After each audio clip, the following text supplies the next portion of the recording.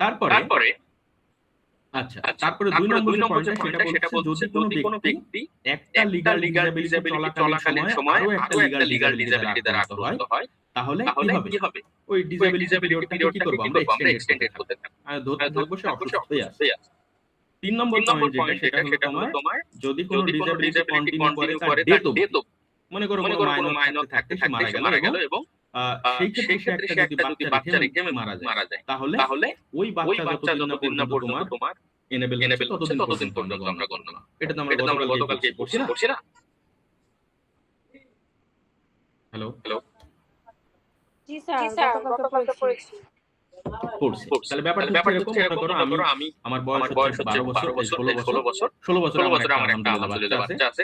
এখন আমি 16 বছরে মারা গেলাম। তাহলে কি হবে? আমার একটা বাচ্চা আছে। বাচ্চাটার বয়স কত? 5 বছর। তাহলে বাচ্চাটা যতদিন না পর্যন্ত 18 হচ্ছে ততদিন পর্যন্ত সে কি মামলা করতে পারবে? পারবে না। তাহলে বাচ্চার যেদিন 18 বছর হবে সেদিন থেকে আমার টাইমটা গণনা শুরু। বুঝা গেল? জি স্যার। হ্যাঁ, কোশ্চেন আছে কারো কোনো?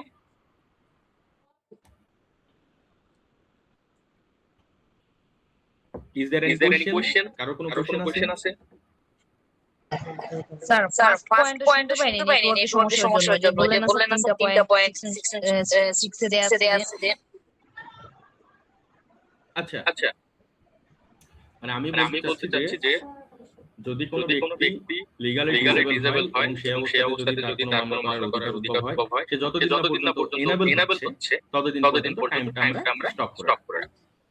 ২ নম্বর পয়েন্ট হচ্ছে কোনো ব্যক্তি ডিসেবল থাকতে আবার ডিসেবিলিটি দ্বারা আক্রান্ত হয়েছে, লাইক মাইনর থাকতেই তোমার কি হয়েছে ইনসেন্ট হয়ে গেছে। তাহলে যতদিন না পর্যন্ত মাইনরিটি শেষ হবে এবং যতদিন না পর্যন্ত ইনসেনিটি শেষ হবে ততদিন আমরা কি করব না, টাইম গণনা শুরু করব না। ৩ নম্বর পয়েন্ট হচ্ছে যদি কোনো ব্যক্তি মাইনর থাকতে হোক বা ইনসেন্ট থাকতে হোক যখন তার হচ্ছে ইয়ে করা কি বলে মামলা করার অধিকার জন্মাইছে এবং সেই মুহূর্তে সে ডিসেবল এবং সেই ডিসেবল থাকতে সে মারা গেল, তাহলে সে মামলা করার আগে তো মারা গেছে এবং মামলা করার অধিকার জন্মানোর মামলা করার ক্ষমতা তৈরি হওয়ার আগে তো মারা গেছে, ডিসেবল থাকতে মারা গেছে।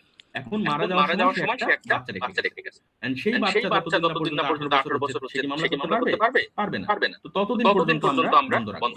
তাহলে বিষয় হচ্ছে এরকম, মানে তোমার ডিসেবিলিটি যতদিন পর্যন্ত কন্টিনিউ করবে ততদিন পর্যন্ত তোমার মামলা করার যে টাইম পিরিয়ড ওই টাইম পিরিয়ডটা তোমাকে বাড়াবো না। আই মিন টাইম পিরিয়ডটা ওখানে স্টপ হয়ে থাকে।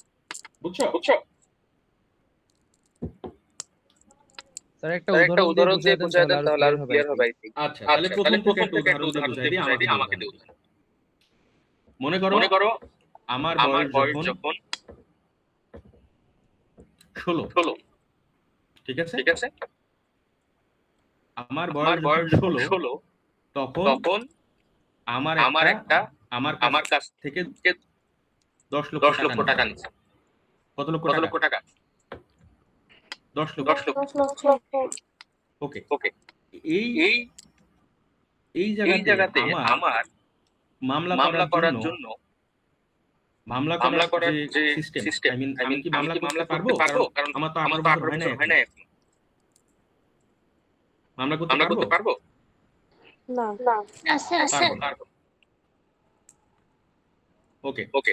তো জয় আমার 16 বছর বয়স তখন আমার কাছ থেকে 10 লক্ষ টাকা নিচ্ছে। এখন আমি 17 বছর বয়সে পাগল হয়ে গেলাম। বুঝছো? তাহলে এবং এই পাগলামোর অবস্থাটা আমি ইনসেন হয়ে গেলাম, এই অবস্থাটা আরো 5-6 বছর চলবে। তখন আমার তাহলে বয়স কত হবে? লাইক 18 19 20 21 22 বছর তোমার এই অবস্থা চলছে। এখন তার মানে আমার একটা ডিসেবিলিটি শেষ হওয়ার আগে আরেকটা ডিসেবিলিটি শুরু হয়েছে, তাই তো? Okay sir. এখন এই 22 বছর বয়সে মনে করো আমি আমার একটা বাচ্চা হলো, ঠিক আছে? 22 বছর বয়সে কি হলো? আমার একটা বাচ্চা হলো এবং এই ইনসেন্ট থাকতে আমি মারা গেলাম। তাহলে আমার ডিসেবিলিটি শেষ হওয়ার আগেই আমি মারা গেছি এবং একটা কাকে রেখে গেছি? একটা বাচ্চা রেখে গেছি। একটা রিপ্রেজেন্টেটিভ রেখে গেছি। এখন যে রিপ্রেজেন্টেটিভটা রেখে গেছি সে কি মাইনর না? জি স্যার জি স্যার সেও তো তার বয়স হয় না এখন। হ্যাঁ, সেও তো মামলা করতে পারবে না।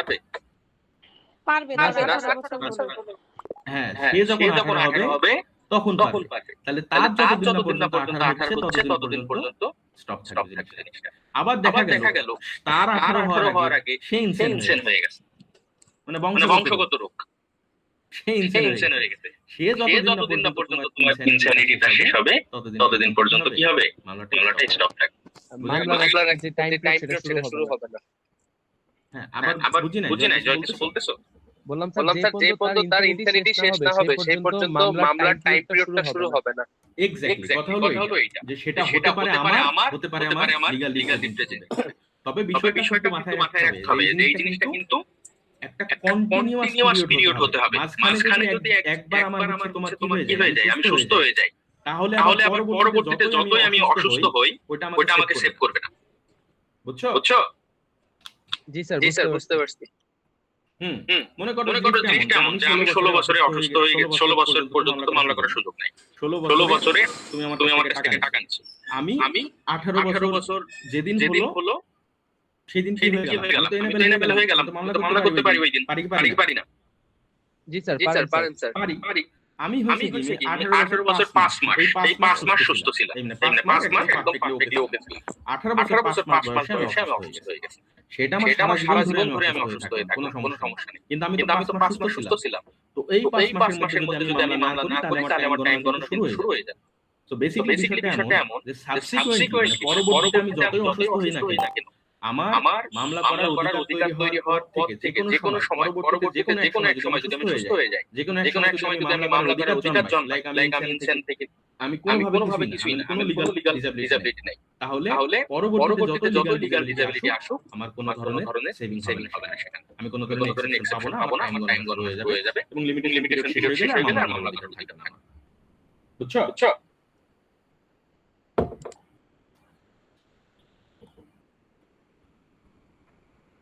হ্যালো জি স্যার বুঝতে পেরেছি স্যার। কোনো কোশ্চেন আছে কারোর? না স্যার মানে আমি আবার জিজ্ঞেস করতেছি আজমির জাহান মিম বা শামিমা বা বনিয়ামিন আমি হসপিটালে মানে অসুস্থ?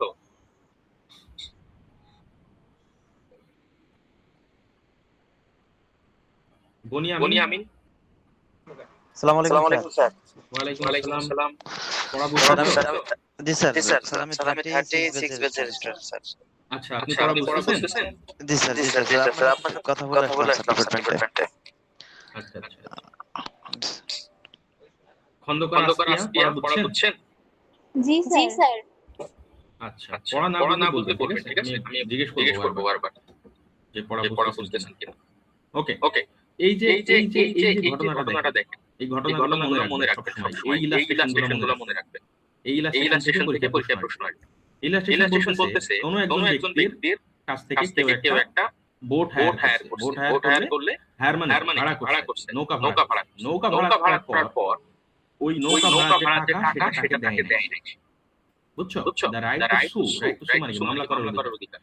For the hire of a boat accrues to A, মানে এর কাছে জন্মাইছে during the minority, মানে এ যখন মাইনর অবস্থায় আছে তখন তার কাছ থেকে কেউ একটা নৌকা ভাড়া করছিল, কিন্তু এই নৌকা ভাড়ার টাকা তাকে শোধ করে নাই। এখন টাকার মামলা কতদিনের মধ্যে করতে হয় সেটা আমরা বারবার পড়ছি, আর্টিকেল 7 এ বলা আছে 3 বছরের মধ্যে করতে হয়।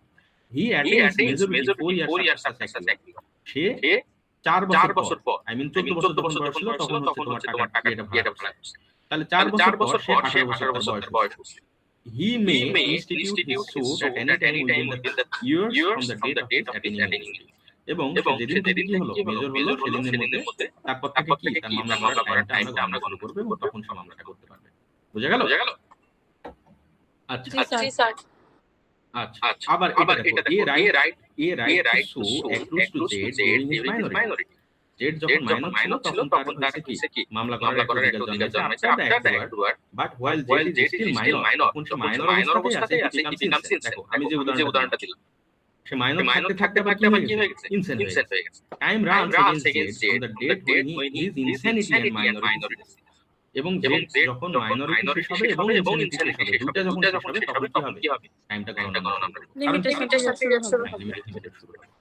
আচ্ছা দেখো, a right to access to Z in his minority, Z dies due attaining majority and he is succeeded by y, his minor son. Time runs against y from the date of setting in. ওই যে উদাহরণ, মানে সে যখন minor একটা বাচ্চার বাচ্চা বয়স হয়েছে, যখন বাচ্চা যখন বড় হবে তখন তোমাকে মামলাটা করতে পারবে। বুঝা গেল? জি স্যার। তো এই তিনটা উদাহরণ আমি দিচ্ছি আগে, এগুলোর মধ্যে পরীক্ষা প্রশ্ন আসে normally। আচ্ছা, এরপরটা দেখো। হ্যাঁ বলো বলতেছো। স্যার কোন ব্যক্তি অসুস্থ হওয়ার পর মাইনরিটি অর্জনের পর যদি সে অসুস্থ হয় তাহলে তার তো টাইম গণনা শুরু হয়, সেক্ষেত্রে তার রিপ্রেজেন্টেটিভকে মামলাটা করতে পারবে। কোন ব্যক্তি কোন ব্যক্তি মামলা করছে, করার পর 5 মাস সুস্থ আছে, এরপর সে আবার অসুস্থ হয়েছে, সে অসুস্থ অবস্থায় তার রিপ্রেজেন্টেটিভ মামলা করতে পারবে। হ্যাঁ, রিপ্রেজেন্টেটিভ মামলা তো করতে পারবে, আই মিন কিন্তু টাইম পিরিয়ড গণনা শুরু হয়ে যাবে, মানে ওটা স্টপ হয়ে থাকবে না। বিষয়টা বুঝছো, বিষয়টা হচ্ছে এরকম যে যখন তুমি মেজর হয়ে গেলা, 18 থেকে 18 বছর বয়স হয়ে গেল, 5 মাস তুমি সুস্থ ছিলা, তো এই 5 মাসের মধ্যে তুমি কি করতে পারতা? মামলা করতে পারতা? তুমি করো নাই, তুমি কি হয়ে গেছে? ইনসেন্ট হয়ে গেছে পরবর্তীতে। এখন যদি তুমি ইনসেন্ট হয়ে যাও তাহলে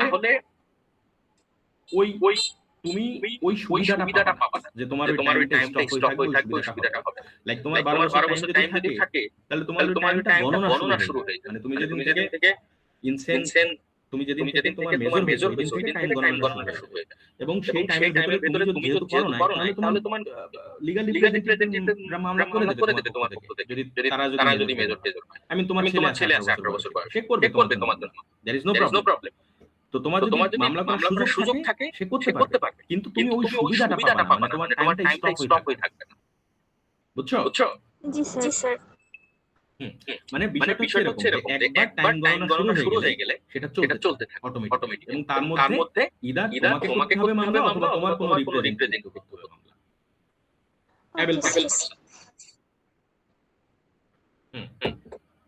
আচ্ছা, তারপরে আরেকটা বিষয় দেখো, 7 নম্বর যে সেকশনটা, এটা যেটা নিয়ে আলোচনা করা হলো এগুলো নরমালি কোম্পানি অথবা ফার্মের ক্ষেত্রে সবসময় অ্যাপ্লিকেবল হয়। কোম্পানি অথবা ফার্মের ক্ষেত্রে। একটু উদাহরণ দেখো, এখানে ডিটেইলে পড়লে মাথা খারাপ হয়ে যাবে, জাস্ট একটু উদাহরণটা মনে রাখো। উদাহরণ মনে রাখলে এটা খুবই ট্রিকি একটা সেকশন। দেখো উদাহরণটা দেখো, এই উদাহরণটা দেখো, এই দুইটা উদাহরণ একসাথে। এ ইনকার্স a date মানে হচ্ছে দেনা to a farm of which B, C and D are parts. তাহলে B, C এবং D এটা একটা পার্টনারশিপ ফার্ম। এখন এই ফার্মের B হচ্ছে ইনসেন্ট, C হচ্ছে মাইনর এবং D সুস্থ। বুঝছো? এখন এখানে একটা ব্যাপার আছে, এদের ভিতরে একটা চুক্তি আছে। চুক্তিটা কি? একটা পার্টনারশিপ ফার্মে তিনজন ব্যক্তির ভিতরে যদি তারা এরকম কিছু করে রাখে যে এই আমার যে ফার্মের কার্যকলাপ, এই কার্যকলাপ যে কোনো একজন অন্য কোনো জনের পারমিশন ছাড়াই করতে পারে, এমন কোন ফার্ম হয়তো দেখো। মানে আমরা এরকম চিন্তা ভাবনা করি যে আমরা যে কোনো ডিসিশন যে কোনো একজন ব্যক্তি নিতে পারে, কোনো সমস্যা নেই। চুক্তি করা হোক বা কোনো কারোর সাথে ব্যবসা করা হোক, ডিলিং করা হোক, ওটা যে কেউ করতে পারে, কারোর কোনো পারমিশন লাগবে না। এরকম জিনিসটা এমন হতে পারে। অথবা ফার্ম ডিসিশন এমন নিতে পারে যে আমাদের ফার্মের প্রতিটা ডিসিশন সবার সম্মতি লাগবে। লাইক আমরা যদি কোনো চুক্তি করি তিনজনের সম্মতি লাগবে, আমরা যদি কারোর কাছ থেকে কোনো জিনিস কিনি তিনজনের সম্মতি লাগবে, আমরা যদি দেনা দিই তিনজনের সম্মতি লাগবে, আমরা যদি ডিসচার্জ করি দেনা থেকে মুক্তি দিই তিনজনের সম্মতি লাগবে।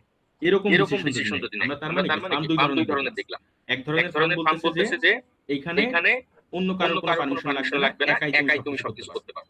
এবিসি তিনজনের মধ্যে এও যা ইচ্ছা তাই করতে পারে, বিও যা ইচ্ছা তাই করতে পারে, সিও যা মানে যে কোনো ডিসিশন নিতে পারে।